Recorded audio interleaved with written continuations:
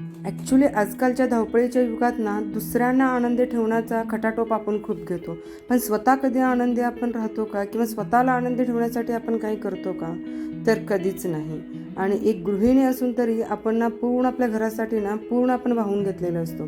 म्हणजे आपण स्वतः आनंदी कशात राहतो ह्यापेक्षा आपले घरचे आनंदी कशात राहतात तर हेच बघत असतो आपण. तर दुसऱ्यांच्याकडून आनंदी ठेवण्याचा आशा ही तुम्हाला आनंद देईलच असं नाही, म्हणून स्वतःला नेहमी आनंद ठेवायला हवं. चला तर पटकन आज वेळ न वाया घालवता आपला एपिसोड 19 सुरू आहे. झटपट असं टिफिनसाठी रेसिपी आपण बघत आहोत आणि आपला वेळ न वाया घालवता पटकन आणि झटपट बनवू. आणि आज आपल्याला बनवायचं आहे सिमला मिरचीची भाजी, तेही मस्त आणि झणझणीत अशी आहे आणि पटकन होते. 5 मिनिटात रेसिपी नक्की बघायला विसरू नका. चला तर मीडियम साईजचे इथे मी 2 सिमला मिरची घेतलेल्या आहेत आणि तेही मोठे क्यूब्स करून घेतलेले आहेत. म्हणजे थोड्याशा मोठ्या साईजमध्ये घ्या आणि त्याचबरोबर कांदाही घ्या. जेवढे हवे तेवढे तुम्ही कांदा घेऊ शकता, 2 किंवा 3. तर मी इथे मीडियम साईजमध्ये 2च घेतलेले आहेत.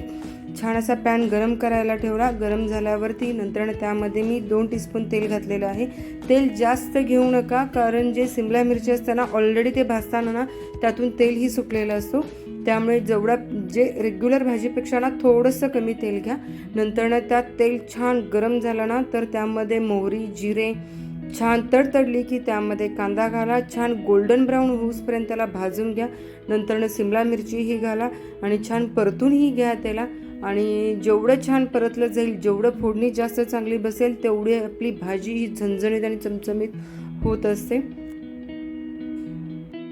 नंतर छान एक वाफ येऊ द्या त्याला आणि छान वाफ आल्यानंतर ना तर बाकीचे जिन्नस आपण त्यामध्ये टाकायचे आहेत. त्यामुळे मस्त असं वाफ येऊ द्या त्याला. आणि बघू शकता इथं किती छान वाफ आली, त्यामुळे भाजी अशी क्रंचीनेसपणा होतो आणि थोडंसं शिजला जातो. आणि कमी पाण्यामध्ये शिजवलं ना तर भाजी ही चविष्ट लागते. नंतर ह्यामध्ये मी बेसन पीठ घातलेलं आहे, कारण बेसन पिठामुळं काय होतं की त्याला थोडासा घट्टपणा येतो. आणि बेसन पीठ म्हणतात सिमला मिरची आणि झुणका पण असतो ना, त्या पद्धतीनं पण हा होऊन जातो. इथं थोडंसं लाल तिखट घातलेले आहे मी 2 चमचा. तुम्हाला आवडीनुसार इथे चवीनुसार मीठ टाका. थोडंसं गुळही टाकू शकता इथे. आणि नंतर गरम मसाला टाका आणि शेंगदाण्याचं कूट टाका 2 ते 3 टीस्पून.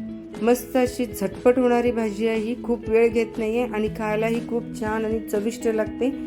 आणि नंतर थोडंसं पाणी घाला, त्यामुळे एकजीव होऊन जातो पूर्ण भाजी आणि मस्त असा लागतो. एकदा नक्की करून बघा भाजी आणि कशी वाटते, कशी टेस्ट होते आवर्जून मला नक्की कमेंट करून सांगा.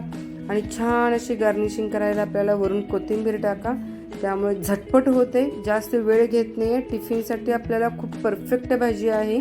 आणि कांदा आणि सिमला मिरची असल्यामुळे ना की चव ही खूप छान लागते. जर वाटल्यास तुम्ही टोमॅटोही बारीक चिरून घालू शकता किंवा पेस्ट करूनही घालू शकता, तो जो ढाबा स्टाईलमध्ये होऊन जातो.